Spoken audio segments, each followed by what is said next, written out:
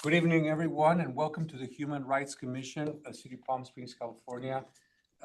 Today, we're going to be conducting a regular meeting, and it is Monday, December the 8th, 2025, and it is precisely 5 p.m.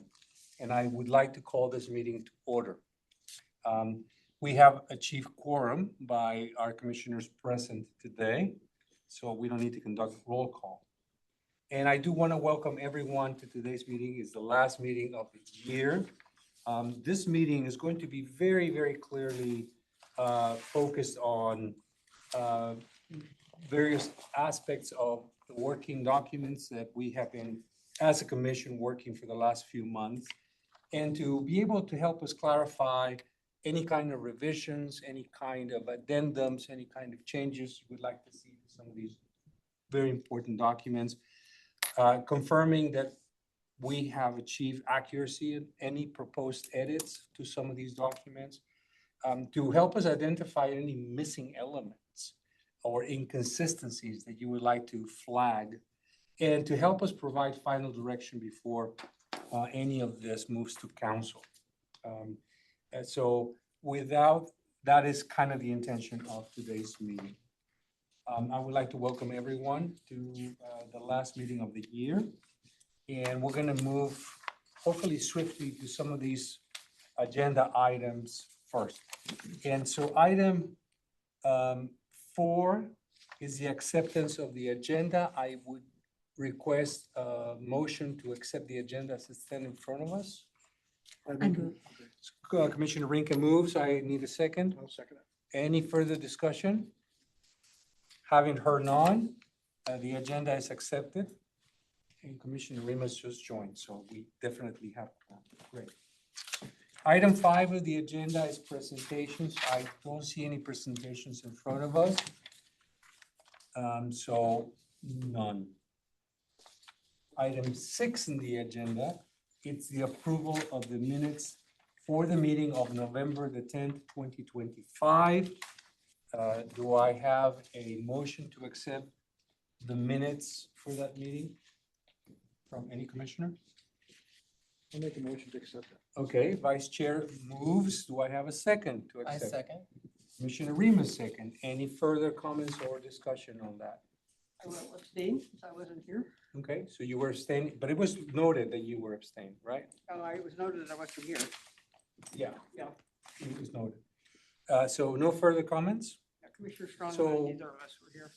We need to vote to accept those minutes. Everyone who is accepting them, say aye, raise your hand. For Aye. the record, thank you. Great.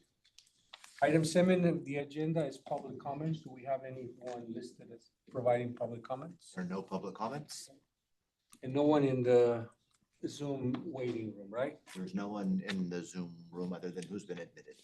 Great. So we're going to move on to item number 8 in the agenda, which is new business. Do we have new business listed? None? Item 9 in the agenda is our discussion items. And we're going to start with 9A, which is the revisions to Municipal Code 2.45, and this is a draft form. I want to thank everyone for providing commentary in writing and suggestions to revise our municipal code in writing. We've been working on this particular project for several months now. And everyone, including our new commissioners, have had the opportunity to provide feedback for the revision of a very important piece of the way we, as a commission, are asked to interact. So what I would like to see for item 9A, and I'm looking at my points here, to confirm that the draft, this particular draft, reflects the operational realities of how we work, including the mediation procedures, advisory role, and the alignment with the city's council strategic plan. We have highlighted changes in the draft to help us consolidate the powers and duties in clear subsections. We have added roles regarding at-risk populations, community collaboration, and education. We have requested to remove outdated and redundant language. For example, the duplicate provisions around data collection. And we have stressed the need for consistency between the municipal code language and the newly drafted standard operating procedures, which is the next point.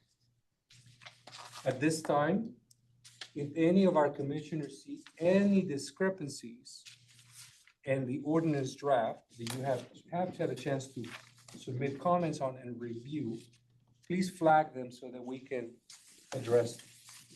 So I'm opening for commissioner feedback. Well, that's a tough act to follow. I'm hoping I can add one thing to help with our review this evening. As you're looking through the revisions of the municipal code, there's a couple of places where you'll see highlighted where the whole text has been bolded. Those are things that I've added in the last 30 days in consultations with various people on the city side. So most of it is to clarify or make stronger the language regarding domestic partnerships, to make sure that it's very clear that if you get a registered domestic partnership here at the city that does not interfere with or impact your rights, getting a domestic partnership with the state of California, two different things, providing similar rights but different. So I wanted to make sure that if anything happens with the city ordinance, you still have registration under the state. If it happened on the state side, you still have something that's available under the city's municipal code.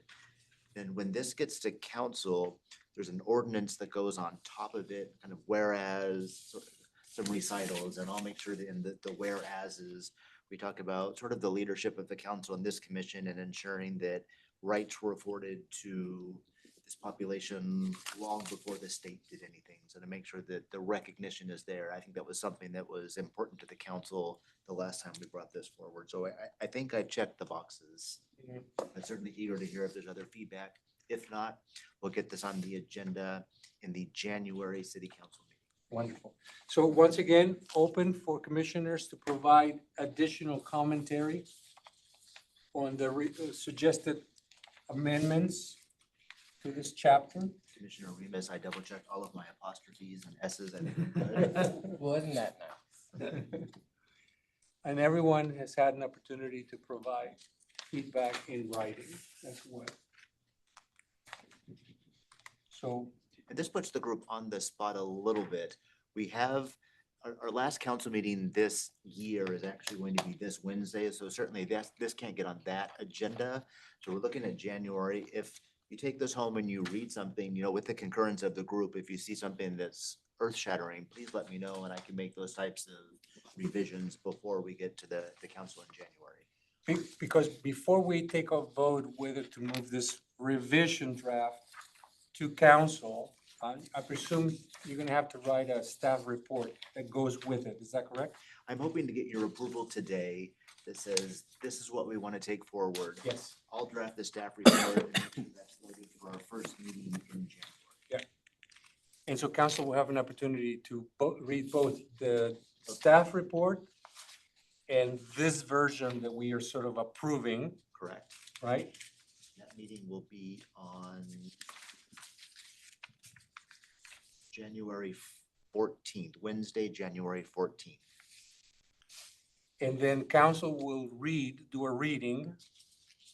And if council requests additional changes, council will ask this commission to work on those additional changes if necessary. Logistically, it could play out a few ways. So we took it last time, they did a first reading of the ordinance. They said, well, we have some concerns, go back to the drawing board on domestic partnerships. So we've done that, made the tweaks. As you said, we'll go back to council for a first reading. They could accept it and say, great. At the next meeting, let's have a second reading and adopt it. They could say, hey, Jeremy, make some minor tweaks. It could still be a first reading, but we'll bring it back with some tweaks. Or it could be, hey, get back to the commission, do some additional revisions. Let's try again.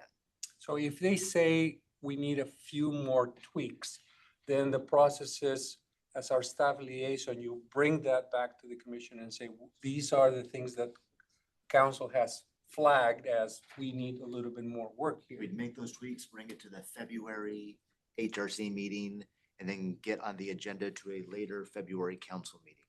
Gotcha. Okay. So this is kind of important, folks, because if we all feel that this draft that we're putting in front of council is good enough, my recommendation as the current chair of this commission would be to definitely move this and put it in front of council. We've already had several months to engage with this exercise. It feels like it's the right time to put this in front of council. Me personally, I feel that this is a very good revision.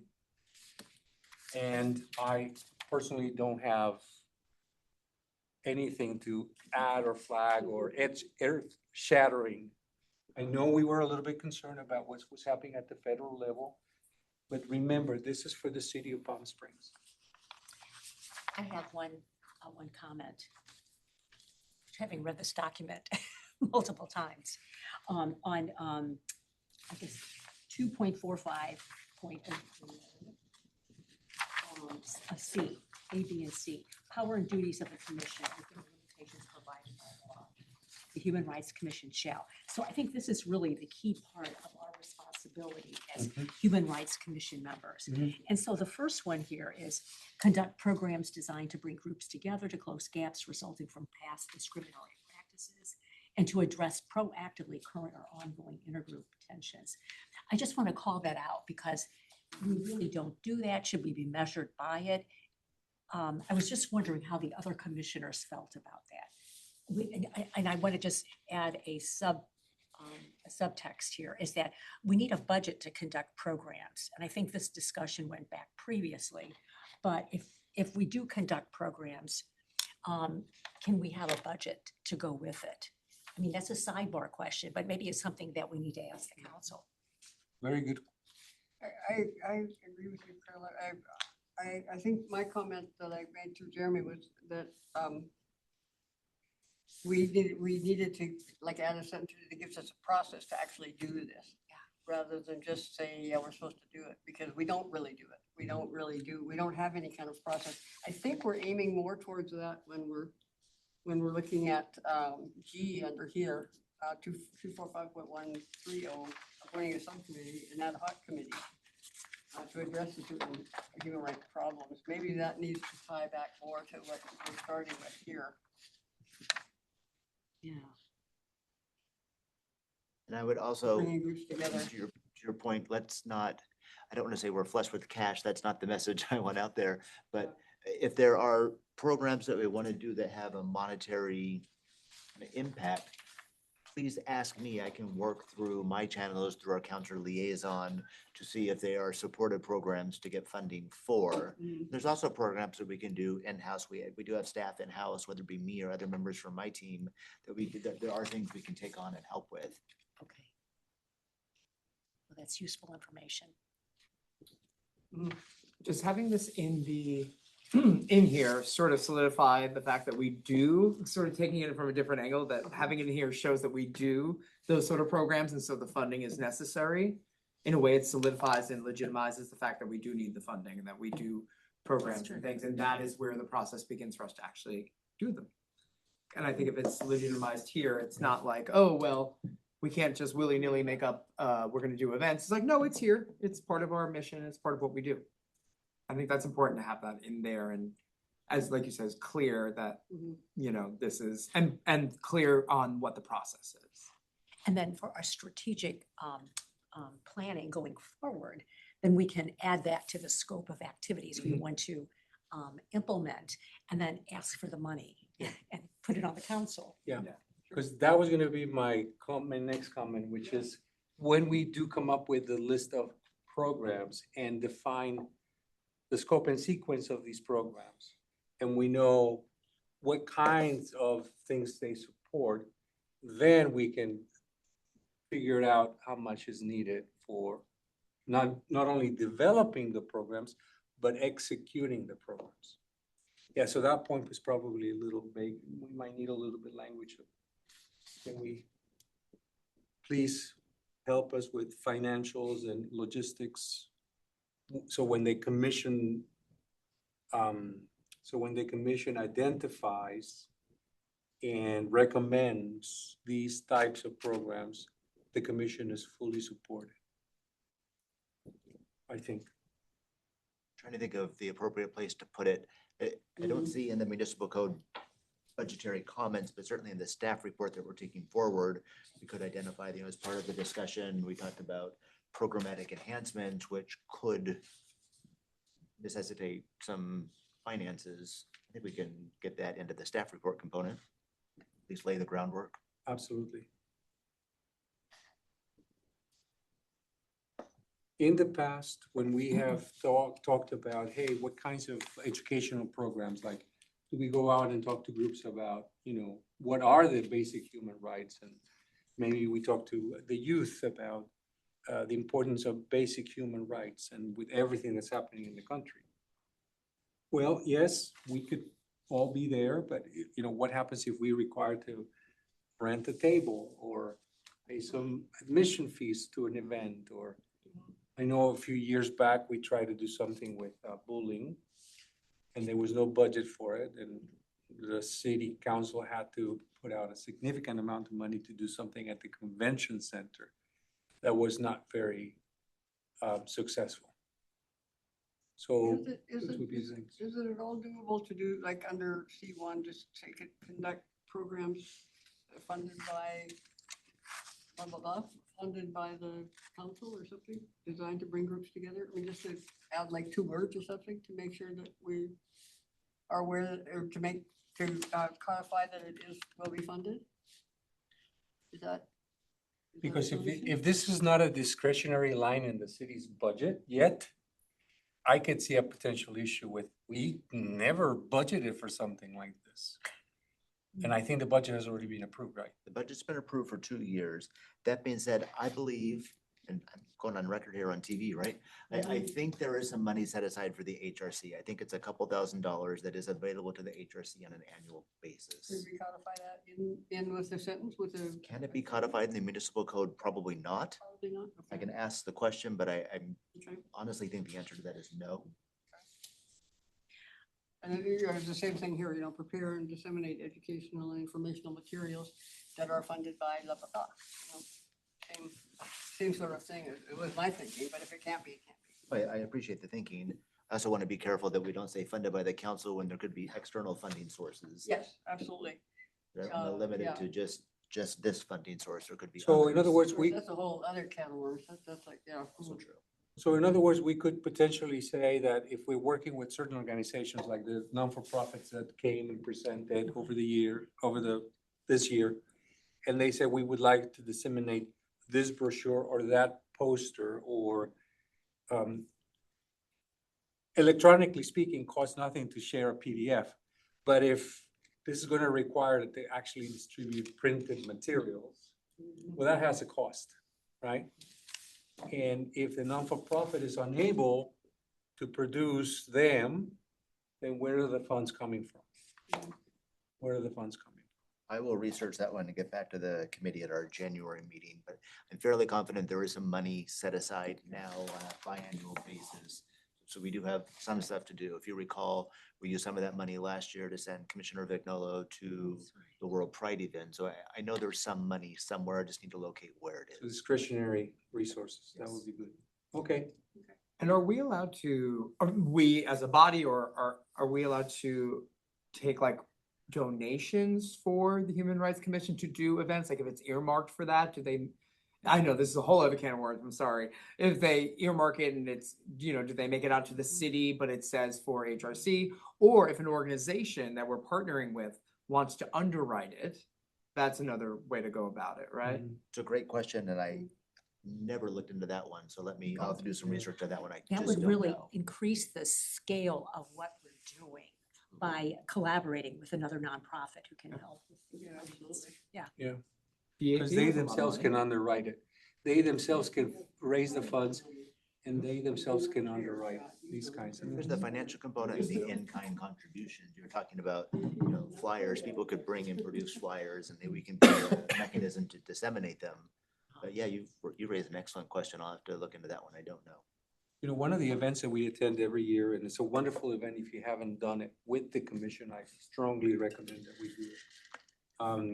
It's the Organized Neighborhoods Picnic in the springtime. And it's a beautiful opportunity. You were there, Yeah. a beautiful opportunity, and you were there as well, to talk to folks in the community. And we have a table, and the city sponsors this, right? This particular event. But we disseminate a lot of printed materials. You know, what is a hate crime versus a hate speech, and, you know, if you're experiencing any kind of discrimination, what it is that you need to do. I don't even recall who actually paid for any of those printed materials, but we had access to them in a box. And we had all the goodies to give to people. So those would be the kinds of things that go along the lines with education piece of things, what it is that the commission does. And I know there's a question, sometimes we get asked, what is it that you guys do? Right? And how do you support the city's strategic goals and objectives, which is the most important thing we can do as a commission. But yes, I think the question about where are the funds and who can help us with producing these materials. And so that's probably a good add-on. Any other questions about this? Malachi, do you have any comments? I was just going to add that I think that would be good if we could figure out how organizations can kind of underwrite, because it would strengthen those partnerships, which is a huge part of what we're also trying to do, is just strengthen the partnerships with organizations and nonprofits. Completely agree. So I think with those, can that be part of the staff report? Yes. Because I would love for this work to be now in front of council. Let them see it. Let them see it, react to it, and see if they can find other things that we would like, they would like for us to work on. Can we get a vote to move this item to city council for the first reading? Yes. I will need a motion to move this item to council for reading. Any commissioner, Commissioner Greer. Any second to that, Commissioner Rinke? Any further discussion? Any comments? Malachi, do you have any comments? No? No, I think it's a good time to do it because at least we get the feedback. That's and then- exactly right. Because we've been looking at it for a while. So feedback doesn't hurt, and then we know where to go from Wonderful. there. So I'm gonna ask for everyone's vote. Please raise your hand, say hey, if you support this. Aye. Yeah, aye. Wonderful. Thank you. That was 9A. Lovely. All right, so moving along, we're gonna go on to item 9B in the agenda, which is the Community Service Awards procedure. And for 9B, from the chair's perspective, what I would like this discussion to go is that as a commission, our goal needs to be fair, consistent, and time efficient, so that the process that we use upholds the public trust and withstands scrutiny, which obviously we all know has been the issue. I would love if we can emphasize any kind of improvements reflected in the draft, like candidate description limits, focus on impact in the last 1 to 3 years, future vision of human rights in Palm Springs, exclusion of cell nominations. That's a very important piece for me. And then clarify the workflow. If we choose to use a workflow that is simple, like number 1, staff screens applications for completeness. We form an ad hoc committee to conduct the scoring. And then the full Human Rights Commission reviews the highest scoring submissions and votes on recommendations to council. Those would be the 3 things that I would like for us to consider as we enter the discussion on the Community Service Awards. So I'm gonna open up. I'm sorry if I could jump in real fast. Part of the ball was in my court at our last meeting, and I went back with a homework assignment, and I met with the city attorney's office, and we talked about how we could further vet applications and different ways of reviewing applications. And we kind of went full circle, almost back to where we were initially, in that the recommendation was that we use an ad hoc committee to review the applications. And under an ad hoc committee, this group could appoint 3 members. The 3 members could then privately vet the applications and then bring back to a public meeting. Here's the 3 or 4 or 5 applications that we think are meritorious of an award. And then the full body would review an open session and determine, yeah, these are the ones that we want to award. And then I can schedule a time in front of the council. We would notice the council. I could prepare a memo to the council from the chair. These are the ones that we're going to award and get it scheduled at a meeting. But it's an HRC award. You'll be making the final determination on who receives the award. And to allow you to vet them, you'll be able to do that. 3 of you will be able to do that in an ad hoc committee style, much like the ad hoc committee that you're working on to, that Commissioner Vignola started. So kind of not a public meeting, but then the public meeting will be when you look at the finalists. Mhm. So that's sort of how this evolved. And I know you've personally done a lot of work, and we've gone around a few times here, but this is where we're sort of ended up today. Now, is the ad hoc, can that be a close, I mean, how do you prevent violating the Brown Act? Because it's an ad hoc committee for a singular purpose. It's Okay. not a Brown Hawk committee meeting. Okay. So we have to be very specific about The that. singular purpose of your meeting will be to review applications. Okay, So I'll receive the applications, kind of do a single vetting, make sure, they're complete, redact names if that's what we want to do. I'll turn those over to the subcommittee, the ad hoc committee. You'll do your work, and we'll bring it back to a full commission meeting. now I think that's where there were some problems 2 years ago, that there was some accusations of violating the Brown Act Mhm. because 3 members met. But for an ad hoc committee, maybe specifying what those indications are. Do we need to have an agenda that's presented to the entire community? No, it's not even a No. posted meeting. Okay. Because it's not public. Okay, it's not, okay, It's not, it's a So, closed yeah. meeting by the ad hoc members, the 3 folks okay, that will review the staff recommendations for this application and this application and that application. And based on however we want to score those applications, when we finally decide on the procedure, I know we talked about points base. And there was a lot of potential issues with self-nominations. If you see that someone is like, hey, I am a member of this non-for-profit and I would like my non-for-profit to get a community service award, that would be a no-no, because that will be self-serving. So those would be the kinds of things that the ad hoc committee would look at. And then the ad hoc committee would then decide out of those submissions, which ones would be acceptable to say to council, we would like to put these nominees forward. It's not a council award, it's a Human Rights Commission award. So we still have to be the body that produces the event, the presentations, and all the work that's needed to be done. But with the blessing of the council and the support of staff. And this has to be entirely transparent as to avoid any further, scrutiny from the media and other folks. I'd like to add, I didn't realize this, but it's not like it's not a competition, first place, second place, third place. So that really eases the pressure on us because we can award as many applications as that merit them. Correct. And there's no minimum and no maximum of applications that we can vet Okay, and look for nomination and to get an award.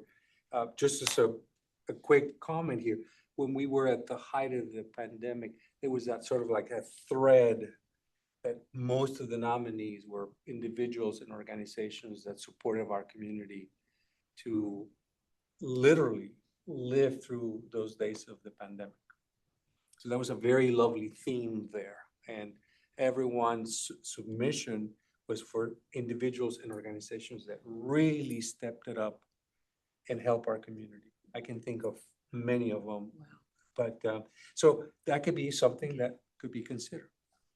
But the important of this particular point is we need to find out, 3 of our commissioners to be part of it ad hoc. And I don't want to be part of it. I don't think the vice chair should be part of it. I think that this ad hoc committee should be 3 of members or commissioners that are not part of the executive. To even remove any further appearance of, same kinds of issues. You agree? Yeah, my first question is about, when we get the applications, let's say you're on the ad hoc committee, or we're just here as a commission, have we decided if the names are redacted or not? And I only asked that because I was reading this and I kept going back and forth in my head I was sort of thinking through the process. It's like, okay, we get this. It does help that if you have personal knowledge of the person's behavior of like being a great community member. You can recuse yourself.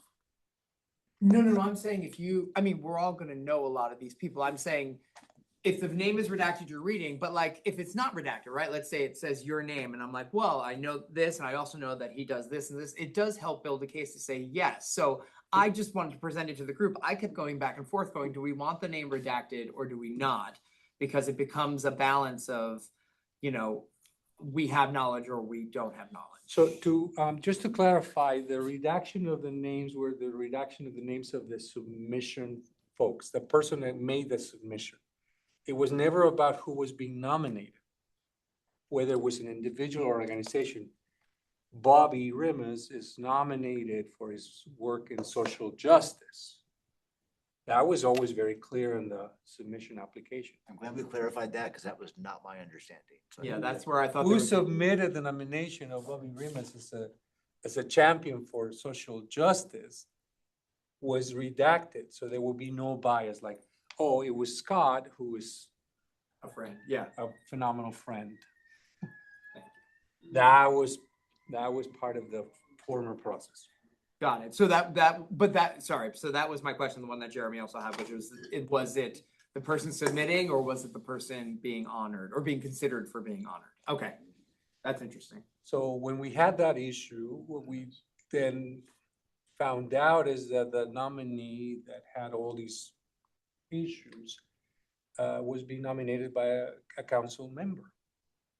And we didn't know that that was a nomination submission by a council member in that particular year. Well, that seems really clear now. We've really made it clear. Let me go back. There's a section that says who cannot nominate, and it's just Correct. super clear, city staff, council members. And I think that's good. I think that keeps the board really clean for everybody. And the bias from even being raised like, oh, because they're friends or, they worked together in the past. Sure. I know, Good luck. I know, right? But so that was the intention, to really bring these nominations from folks that felt that certain individuals and certain organizations have really gone above and beyond to help our community. I'll volunteer to be on the committee. I don't have any more access to grind anywhere. Oh, that Beverly. You can kill me all you want. We got Beverly Greer. Do me any damage. I have another question. So we don't have any criteria or any kind of, I want to say guardrails around the raters of the human rights commissioners who actually assess these. Like you were saying, Scott, that if somebody had a relationship or they were a friend, they would have to make a self-recusal. But should that go out of the gate or should that be codified somewhere? Well, in the rules and procedures of how we look at these nominations can be very clearly stated. If you feel that you have a very personal connection to either the individual or the organization that has been nominated, please recuse yourself. Okay. Just don't even Okay. think about it, Sure. to eliminate the possible perception of bias and favoritism. Not only that particular. Very difficult because we're gonna know so many of them. That's gonna be I- really hard. I agree. I feel like, sorry, this sounds weird, but like, I know a lot of people in a lot of organizations, like, that's gonna be, I was gonna offer to be on the ad hoc committee, but maybe I shouldn't because I feel like, No, I would love for you to be in the ad hoc committee. You know, but I feel like Love to it's, know them, though. You know, I think we're gonna end up knowing a lot of them, especially in the city of Palm Springs, what right? about Yeah. a personal connection, though, I think is how you stated it. The thing is like, oh, Like a marriage? no, like, hey, I text this person every 5 minutes, or, you Are you know. asking like a definition of personal relationship? Yeah, really. Now we're getting too far. I think in the Too much legal the weeds. sense, the Personal appearance of a relationship. conflict. Okay, The appearance of a conflict, that's Appearance the of a conflict the is lingo, good the legal language. lingo, right? Good language. Yeah, appearance of a conflict is good language. 'Cause I mean, I would join the ad hoc committee. I would. join, yes, but and I I think you would be a great add-on to that committee, but that's exactly it. It's like, you're reading the nominations, you're reading the applications, you know Bobby Rimas so well for being a champion for social justice. And, you know, you need to be kind of in a place where you would be like, I don't think I can, you know, Yeah. I should really recuse myself from this, possibly.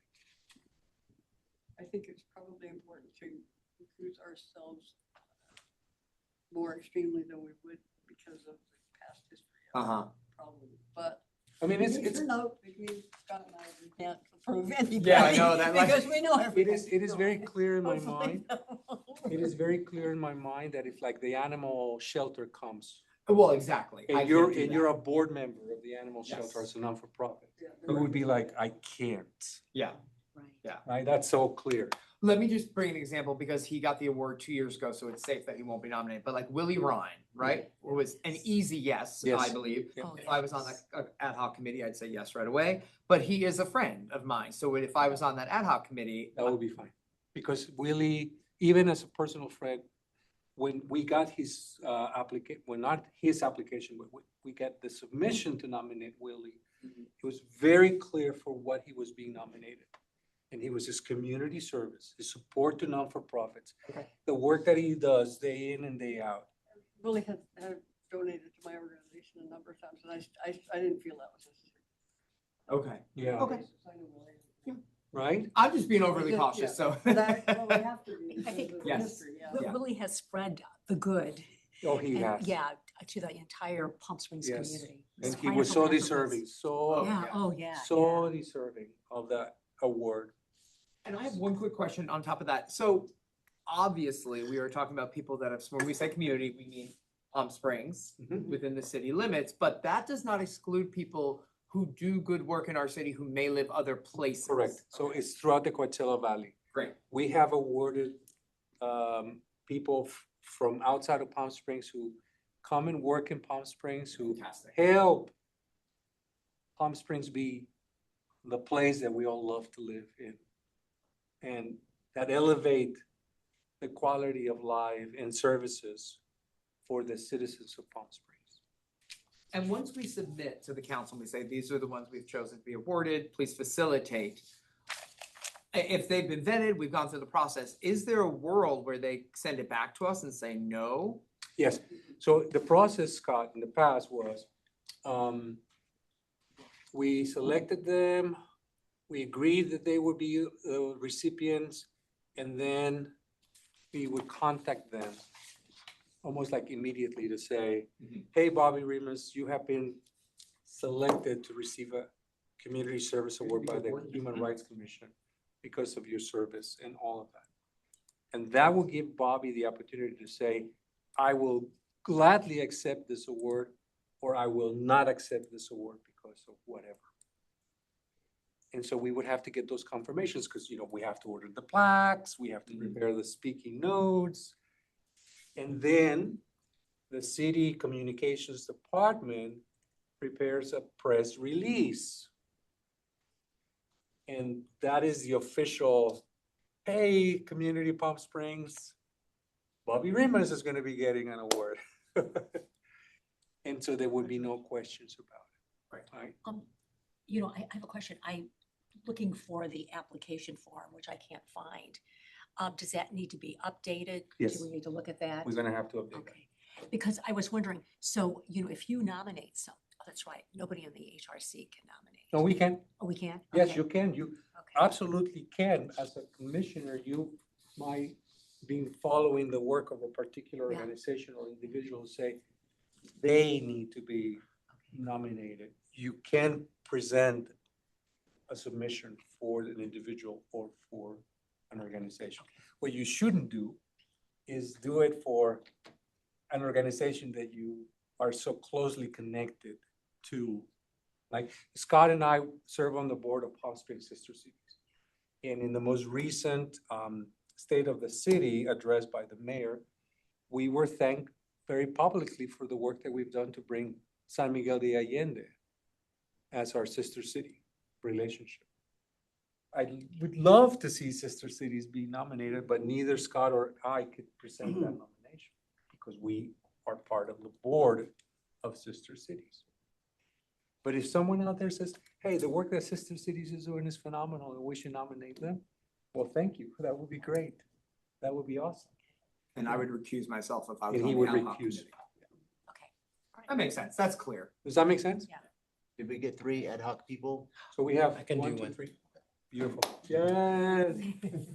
Hey, Malachi. Malachi Yes. has his hand there. I was just gonna say I was willing to be on the committee if we needed another person. All right.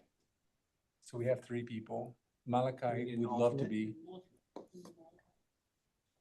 Does it have to be 3 or could be 4 for ad hoc?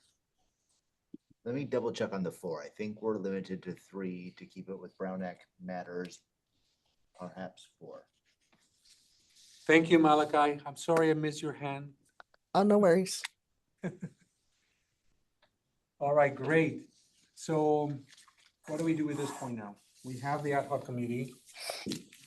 We have an ad hoc committee put together. What I will do is draft or sort of update the existing application that we use. I'll send it to the ad hoc committee so that you can do some initial vetting of it. Say, hey, this looks great. Jeremy changed something. Then we could put it out to solicit nominations. Mhm. Does that work? As a reminder, again, we're moving to the end of the year. In the past, we would open the application process in November. Submissions will be done November through December.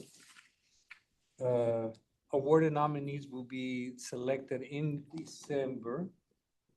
We would use the month of January to contact selected nominees, or in this case, preemptive awardees, to get their okay.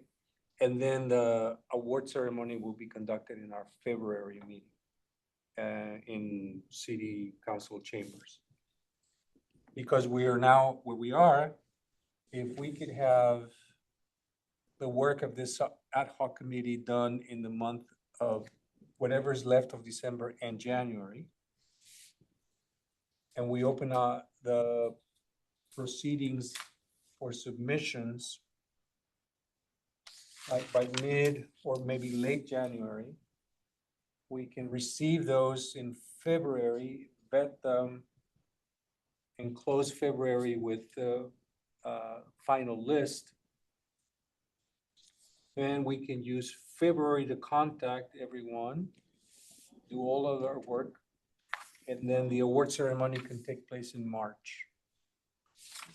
And ideally would be before people start fleeing for the heat months.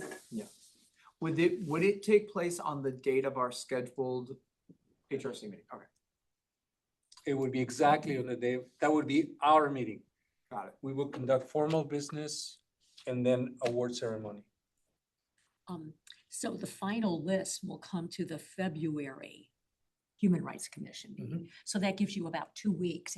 If you close the applications in the end of January, you have 2 weeks to comb through them, to vet them. And that's March 9th is our scheduled meeting. There you go.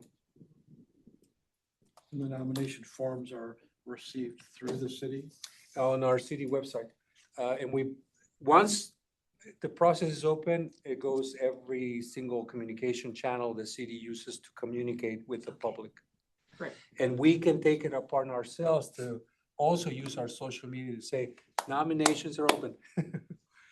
If you know someone who has made an impact on our community and you'd like to see them nominated, this is the way to do it. Great. All right?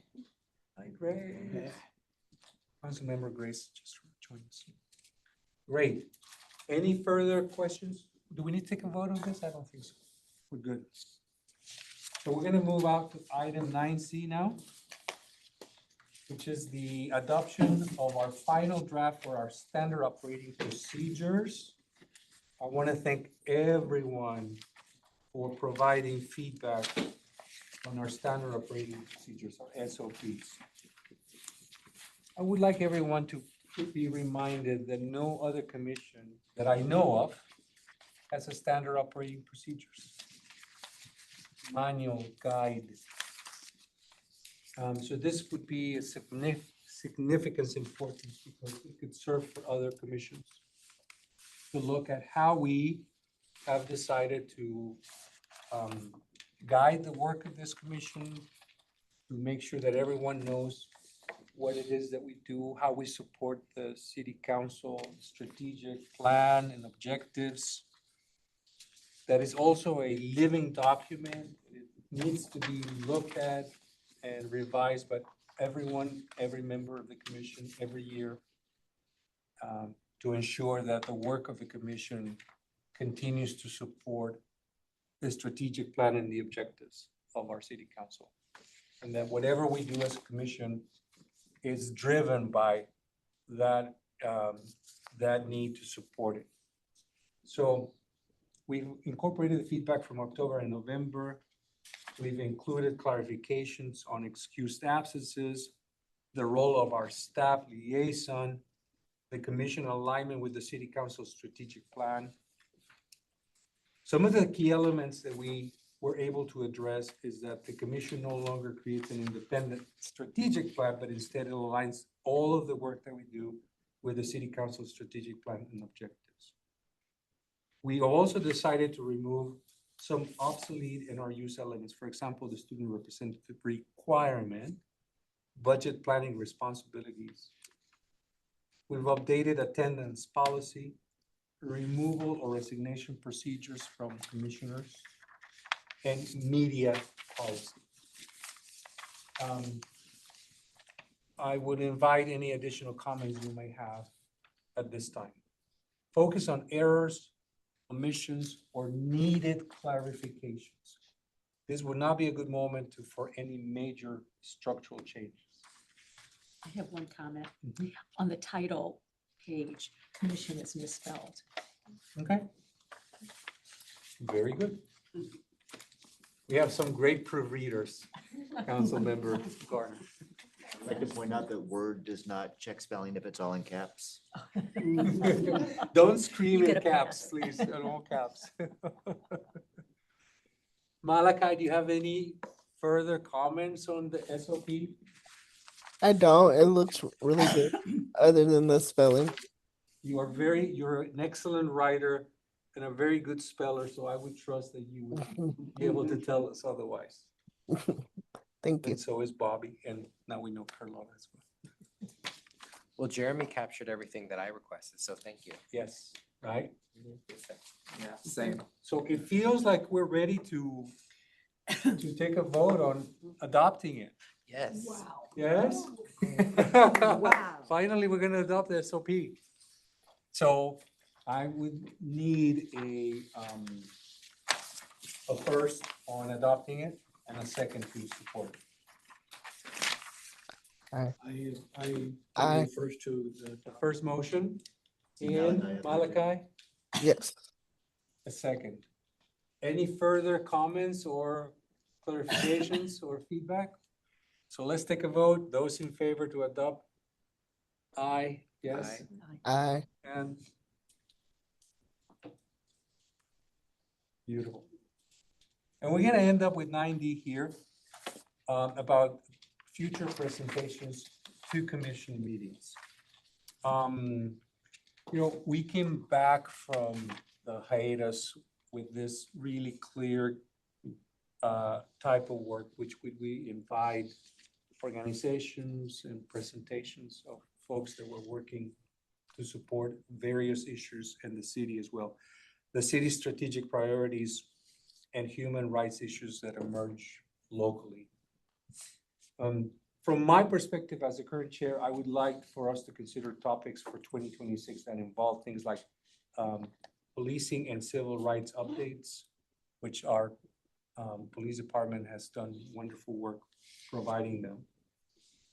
I would love to see more work on housing equity now that the strategic plan has presented that the thing on housing equity is really very, very important. Affordable housing continues to be an important part of their plan. Senior and at-risk population services.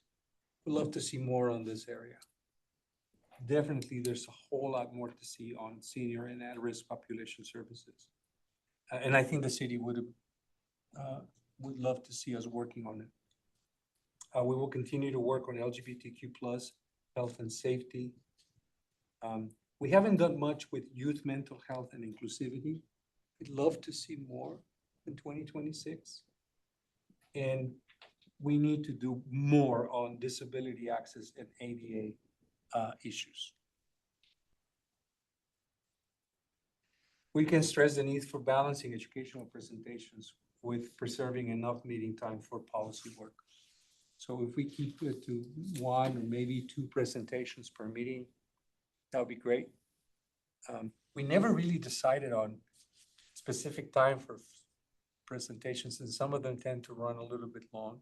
So maybe someone has a desire to say, hey, can we limit those presentations to 15 or 20 minutes max? So that we can really engage afterwards with the presenters, 5 minutes, Q&A. So 30 minutes per presenter probably would be good. Because we then will have time to engage in agenda item, discussion items. That would be my request. So I'm opening up, if you already are thinking of nominating anyone for the January meeting, this will be a great time to bring it up. Commissioner Horn did ask me to reach out to Palm Springs Unified, so I have that on my list to see if we can get someone from the high school over here to talk about perhaps youth development, youth LGBTQ mental health style issues. So I have that on my to-do list for the January meeting. I'm sorry, just to go back. What did we say time frame for presentations? Did we say a specific time? I would say if we can keep them to about 15 or 20 minutes max, Yeah. that should give us 5 minutes or give or take for follow-up questions and discussion with presenters. Yeah. So if we keep those engagements to 30 minutes each, that takes a full hour of the meeting Mhm. if it's 2 presenters. That gives us an hour and 30 minutes to engage on commission items. I would say from personal experience, I would lean on saying 15 because then you'll get 20 or 25. So I think that's a nice buffer, and then it leaves us time to ask questions. Because what I've loved is we've had really great discussions following the presentations. I think that's actually the sort of meat and potatoes of it all, is really getting that discussion with them. Yeah. We're asking questions, let's say, not a discussion, asking questions. You know, so Roman Ruiz came, who handles the navigation center. Mhm. And he brought an assistant in. They made a very strong case for the problems as well as the wins as well as the losses, not the losses, but the areas where there was need in that with the navigation center. Maybe having him present again, A follow-up. a follow-up, yeah, Mhm. because of the need for homeless. Yeah. And then how, is there any kind of activity we could engage in or partner with in the community? Because there's a lot of people working with homelessness. I mean, you have Well in the Desert and you have Martha's Village. And the other comment I wanted to make was just playing off of Scott, your concern about the human rights violations that are going on with some of the communities. Is there any way we can bring somebody in, a human rights attorney or some kind of, somebody who is, giving aid to the Latino community about what their legal rights are? So those are my 2 suggestions. That would be great. Yeah, a follow-up on homelessness is definitely due. I've heard bits and pieces, and I think Commissioner Horn also attending the task force with the police department. There was concern about people being brought to Palm Springs and being dropped in Palm Springs from other cities. So I think that follow-up is definitely one of the topics that we can kick off the year with, for sure. And Andy Mills also, he posts regularly on Facebook. I follow him. But he talked about the drones that they have, the new electronic equipment, and there were some concerns about people's individual rights being possibly violated or snooped into. They opened up that police station right next to the Marilyn Monroe statue in the Art Museum. Maybe having him follow up and talk about the use of this technology. So how they're either the using it. chief or someone in his department that he designates. Okay. To give us just an update of how they're using the new equipment. I thought the presentation was really powerful. Were you there at the convention? I was. That's I was, awesome. Yeah, and how they're using AI. Yeah. That'd be interesting. Really cool. Yeah. So maybe those will be the great places to get us started in the new year. Okay. Anyone else? How about somebody from the LGBTQ Community Center? We had them the year. Mhm. They But did a they're- really good job. There's a different dynamic that maybe they can present, is that maybe they can talk about LGBTQ plus individuals that are impacted through immigration. Mm. That sometimes is overlooked. Mhm. You know, when they think of LGBTQ plus, they don't think about immigration issues, but there are sub-communities that are impacted. Mhm. Do you have a specific contact there that would be in that Someone at the specific center area? who might Yeah, I'll know, go ahead and email you that. Okay. great, that's great. And that's either for January, February, or March. Okay, fine. Scott? And I can help bring in, I work closely with Bring Change to Mind, which is an organization that Glenn Close started to create groups within schools to deal with youth mental health, and they've had exceptional success. And I actually helped foster a meeting between somebody from Unified School District and them, but it would be great to bring them in. They have just their basic presentation is so informational and helpful, and I think it would be really good for us to hear that, so I can help facilitate. to get- Remember that this is not just for us, it's for the entire community, because everyone sees it, right? It's public. Malachi, yes. I was just thinking, Disability Rights California or Inland Regional Center. And what comes up around that is like autism awareness, even with like police and how to protect yourself in those cases, just human rights as far as that realm. Yes. That's a great idea.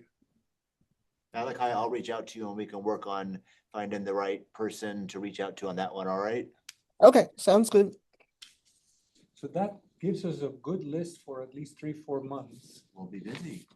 And, you know, if in the course of your being out in the community, engaging in any social event, in any community event, and you start talking to folks and you identify a potential presenter or speaker, you come across an organization that you're like, oh, you really need to come and give a presentation to the HRC. Bring it up, because this is gonna help us. We had presenters this year. They provided us with PowerPoints.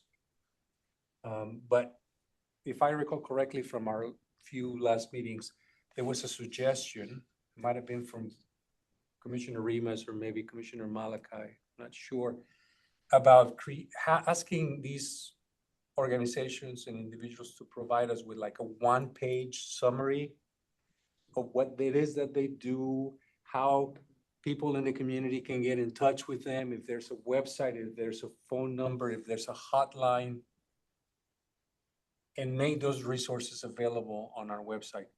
And that brings the question of the website. Is it gonna be just our HRC page on our website? Or is this something that can live on Engage Palm Springs? What we've done is we have enhanced Engage Palm Springs. If you scroll towards the bottom of it, there's a place now to directly get to boards and commissions. So instead of having to navigate on the city's webpage, which was a little cumbersome, you can click directly to Engage Palm Springs and get to the HRC webpage. Mhm. And then that'll be the spot where we start populating with this additional information. Right. I think it was Commissioner Horn that was going to take this one on. Okay, so he was the one supposed to come up with a list of, Yes. oh, great. He's not here, so we can't speak on his behalf, but would you be able to reach out to Sure. him and remind him that he's supposed to do that work? Thank you.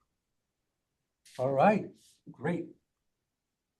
We're moving to item 10, which is any member comments or requests. Any additional comments or requests?